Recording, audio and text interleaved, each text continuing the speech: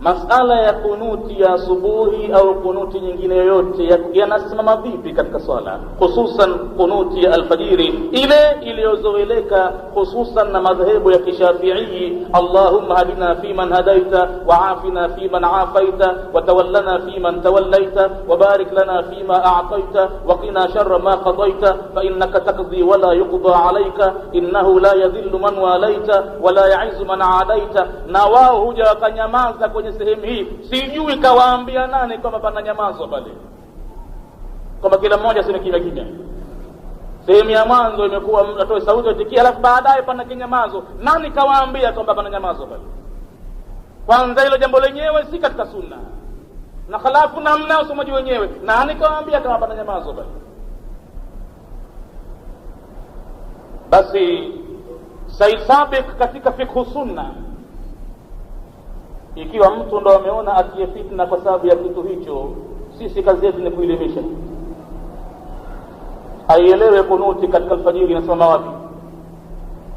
Said Sabiq ameweka mlango akasema alkunutu fi salati subhi, kuhusu kunuti katika sala ya subuhi. Hicho ndio kitu cha maneno.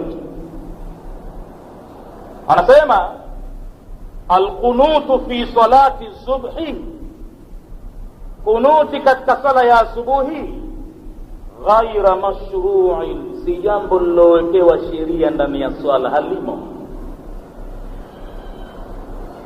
Watu wa Kishafi wanathubutu ima kutoa sijidati sahwi kama kunuti imeachwa, au kuswali tena upya kabisa kama mtu hakusoma kunuti.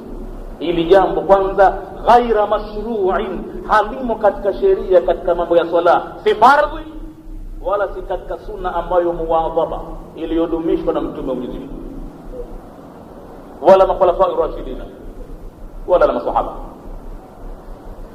ila isipokuwa fi nawazili, katika miteremko ya mabalaa. Wakati duniani miteremka mabalaa, watu huweza kusoma kunuti katika rakaa ya mwisho ya kila swala, na sio alfajiri peke yake, kila swala. Na sio tena Allahumma hadina fiman hadaita, ni kutokana na lile balaa liloshuka,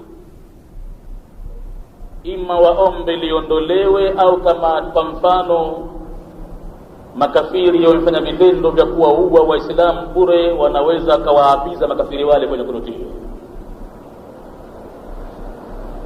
Illa innawazil, isipokuwa iko sheria ya kusoma kunuti katika mambo ya mabalaa, na sio kuambiwa watu someni kunuti mpaka kwanza wakiri makosa yao. Hayo mabalaa hayawezi kuondoka.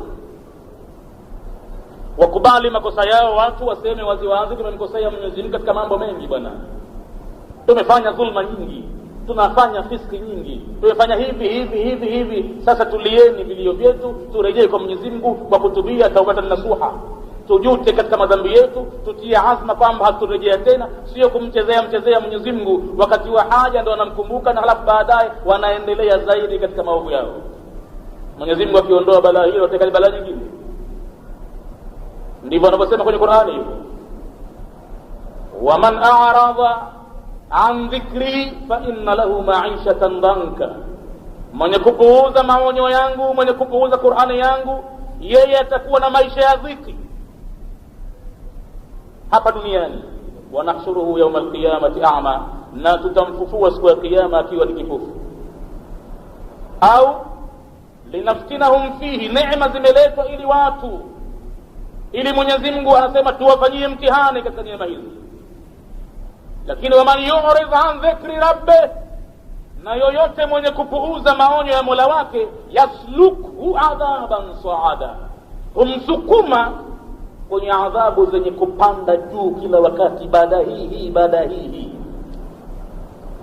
mara ukame, mara maradhi, mara maji yamekauka, mara hivi, adhaban sa'ada, mpaka wataporejea.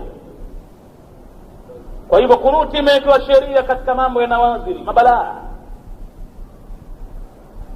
Fafiha, basi katika mambo hayo, yukunatu fihi, patasomwa dua za kunuti ndani yake.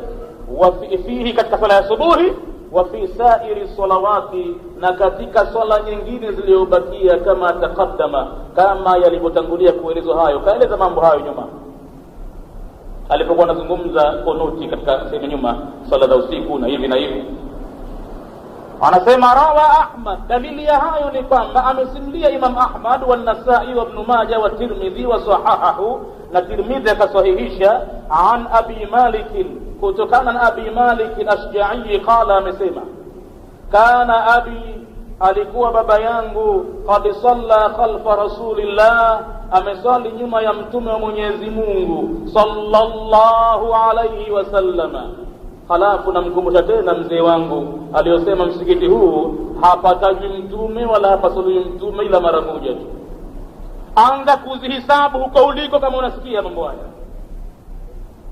au watu wake mkitoka hapa mumpelekee habari hizi, mwambie tumehesabu leo mtume katajwa mara kadha na kasaliwa mara kadha. La kama wataka maji ya mdimu baada ya sala, tupishe na upuzi wako.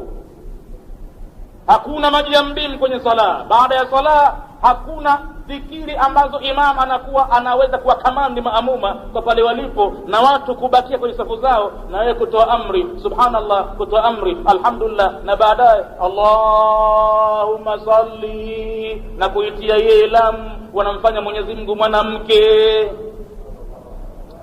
Ukiitia lamu pale, yeye mbele yake salli ni fi'lu amri, anaamrisha mukhatabatin, mwenye kusemesha mwanamke, ifali, salli, khudhi, kuli. Na ndivyo wanaposalia misikitini. Hebu jaribu kutega sikio usikilize lamu inapotiwa yeye mbele ile, Allahumma salli ala namna. Mwenyezi Mungu amfanya mwanamke. Ama kuhusu maji ya mdimu, halimo jambo hilo. Mwendo wa mtume akishatoa salamu anawageukia maamuma na atakaa pale mbele, kwa kiasi cha kuinuka wanawake nyuma ya msikiti. Wanawake wanaswaza na mtume nyuma ya msikiti. Wakishaondoka wakaonyanyuka, naye mtume anaondoka pale, anakaa kwenye kiguzo chake maalum cha kumdhakiria Mwenyezi Mungu. Hicho pale panabakia izkar kwa maamuma na imam ifradan, kila mmoja peke yake, na ataomba dua ya peke yake, na kila mmoja na haja yake pale. Ndiyo mwendo uliokwenda wakati wa mtume na makhalifa na masahaba. Kama utasema kwamba mtume hasaliwi kwa kutegemea kwamba pachezwe maji ya mdimu na kusuguliwa mikono, kisha mikono hapapake usoni kwa Allahumma salli ala, hilo jambo halimo katika sheria, bali ni uzushi. Ukitaka kumsalia mtume jakatazwa, msalie mwenyewe peke yako, na ukimsalia mara moja Mwenyezi Mungu atakusalia wewe mara 10 zaidi, atakurehemu wewe mara 10 zaidi. Sahihi.